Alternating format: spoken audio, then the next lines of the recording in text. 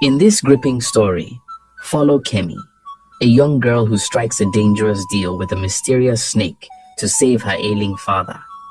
As she grapples with guilt and fear, Kemi must face the consequences of her choices and the secrets that threaten to tear her family apart. Once upon a time in a village called Idanre, a place where the hills stretched tall against the sky and the streams were clear and cool, there lived Kemi, a young pretty girl in her late teens. Kemi's father was a vegetable farmer. Her mother sold these vegetables at the market, and her younger brother, Rotimi, spent his days chasing after goats in the fields. Life was hard, but they managed until one day when things took a bad turn as her father fell ill. At first it was just a fever, but it got worse. His breathing became heavy and his skin burned like fire. They had no money for medicine, and the herbs her mother used did nothing to heal him. Kemi watched as her father's strength faded away, and every day her heart grew heavier. One evening, after fetching water from the stream, Kemi sat by the water's edge. The sun was setting, painting the sky in soft pinks and oranges. She placed the heavy water pot beside her and began to cry. Her tears fell into the stream, mixing with the flowing water. She sang a sad song, one her mother used to sing when times were hard. Her voice was soft, but the pain in it was clear. She cried and sang until it got quite dark, and the stars appeared in the sky, and eventually exhaustion took over. She fell asleep under the tree by the stream. When it got completely dark, something cold and smooth brushed against her skin. Startled, Kemi woke up. A snake was slithering over her body, its scales glistening in the moonlight. She screamed and jumped up, running a few steps away, her heart pounding in her chest. But then she realized she had left her water pot by the stream. It was late, and her family needed the water, so she forced herself to go back. As she reached for the pot, a soft voice stopped her. "Don't be afraid," the voice said. Kemi froze and looked around. She saw no one. "Down here," the voice said again. Her eyes dropped to the snake. It was looking at her, and she realized with a shock that it was the snake speaking. You can talk?" Kemi asked, her voice shaking. "Yes," the snake replied. "My name is Ire. I heard you crying and I wanted to help." Kemi was too shocked to move. She had never heard of a snake that could talk. "Help? How can a snake help me?" she asked, still crouching by the water. "I heard your song and I felt your sadness," Ire said, its voice calm and soft. "I have been lonely for a long time. I only ask for your company. If you sing for me each time you come to fetch water, I will give you something in return." Kemi stared at the snake, unsure of what to say. "What could you give me?" she finally asked. Ire slithered closer and set a small calabash beside her. "Every time you sing for me, you will find this calabash filled with money when you return home." Kemi felt her chest tighten. Money. They needed money for her father's medicine. But could she really trust a snake? She stood up quickly, shaking her head. "I don't want your money," she said, her voice trembling. She picked up her pot and hurried home. That night, when Kemi reached her house, she found her father's condition had worsened. His breathing was shallow, and he could barely open his eyes. Her mother sat by his side, looking more tired than ever. Kemi knew then that they needed money urgently, or they would lose him. The next day, with her heart heavy, Kemi returned to the stream. After fetching water, she sat under the tree again. She closed her eyes, took a deep breath, and began to sing the same sad song. Her voice floated over the water, and soon enough, she heard the rustling of leaves. Ire slithered out from the shadows. "You came back," the snake said, almost sounding pleased. "I need the money," Kemi said quietly, her eyes fixed on the ground, "for my father's medicine." Ire nodded its head slowly. "Then take the calabash," it said. "It will be full by the time you return home." Kemi picked up the calabash and went home, her heart pounding. When she opened it, she almost screamed. The small calabash was full of cash, enough to pay for her father's medicine and more. Her hands shook as she showed her mother, explaining that she had found a job working for the queen as a maid. Her mother believed her, and with the money, they bought the medicine her father needed. His health slowly improved, and for the first time in weeks, there was hope in their home. But the visits to the stream continued. Every day after fetching water, Kemi would sit under the tree and sing for Ire. And every evening, when she returned home, the calabash would be filled with money. Her family stopped asking questions, but they wondered how she had found such a good job. One day, however, her father's health took a sudden turn for the worse. He grew sicker than ever, and the medicine they had was no longer enough.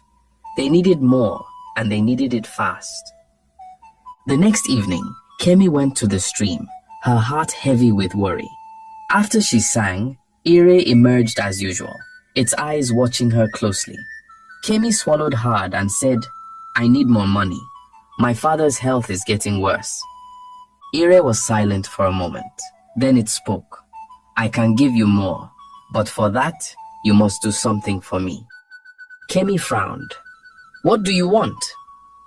The snake moved closer, its eyes gleaming in the moonlight. "You must let me sleep with you," it said, its voice soft but firm. Kemi's heart stopped. She had never expected this. She had thought they were friends. How could it ask this of her?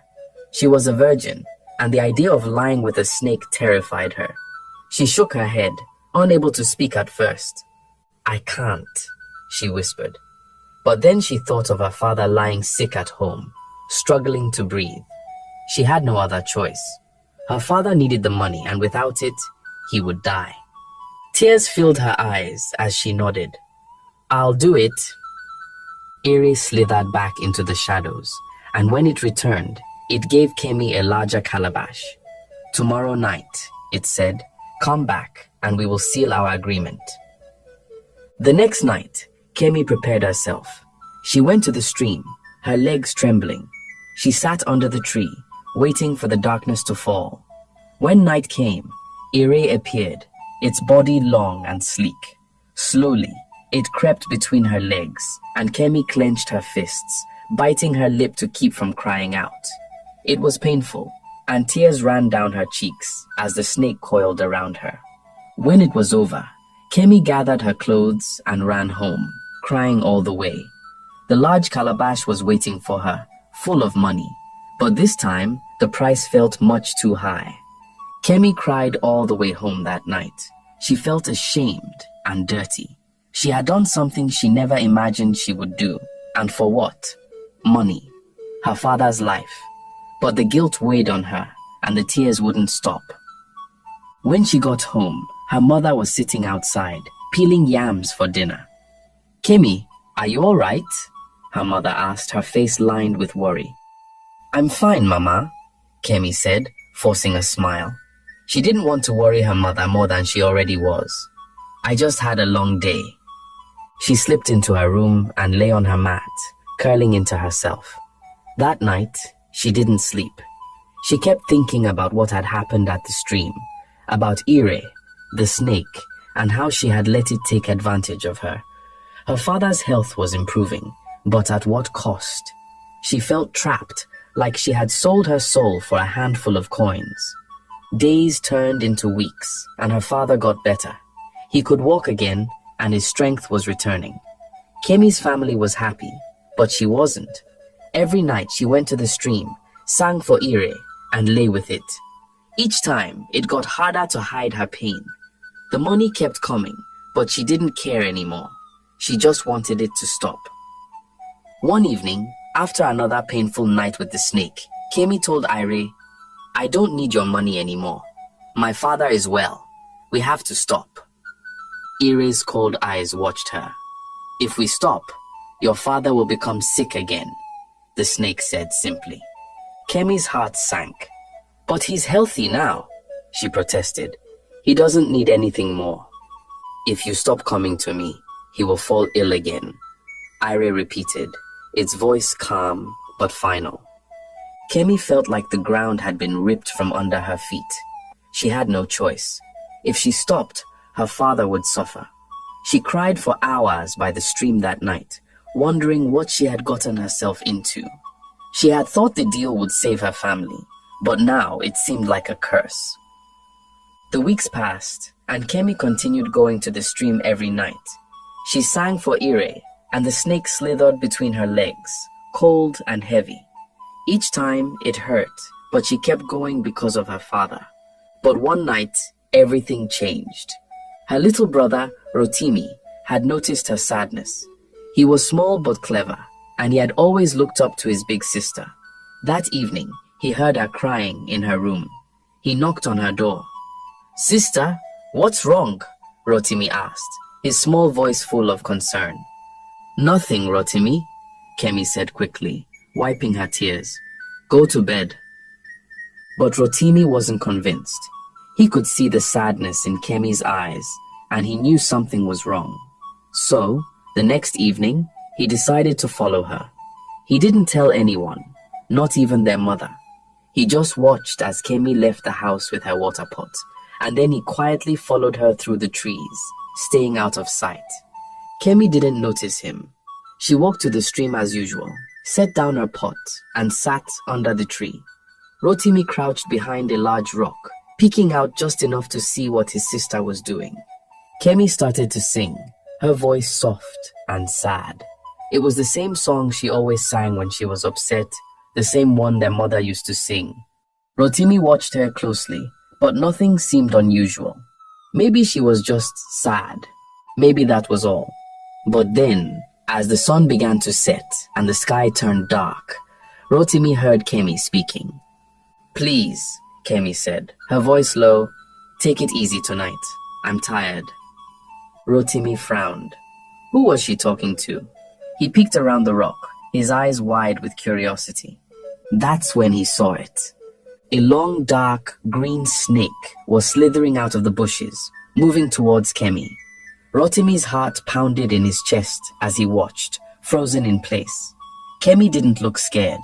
She sat there, her legs slightly open and the snake crawled between them, its body winding around her. Rotimi couldn't believe what he was seeing. His sister was letting a snake crawl between her legs. He couldn't keep quiet any longer. He screamed, a loud, piercing scream that echoed through the trees. Kemi jumped up, startled. The snake hissed and quickly slithered into the bushes, disappearing into the shadows. Kemi's heart raced as she looked around, her eyes landing on Rotimi, who was staring at her with wide, terrified eyes. "Rotimi!" Kemi shouted, her voice shaking. "What are you doing here?" Rotimi's face was pale. What were you doing?" he asked, his voice barely a whisper. He was trembling, his eyes still wide with fear. Kemi felt like she was going to faint. She didn't know what to say. How could she explain this? How could she tell her little brother that she had been lying with a snake for money? "Rotimi, listen to me," she said, stepping towards him, her hands shaking.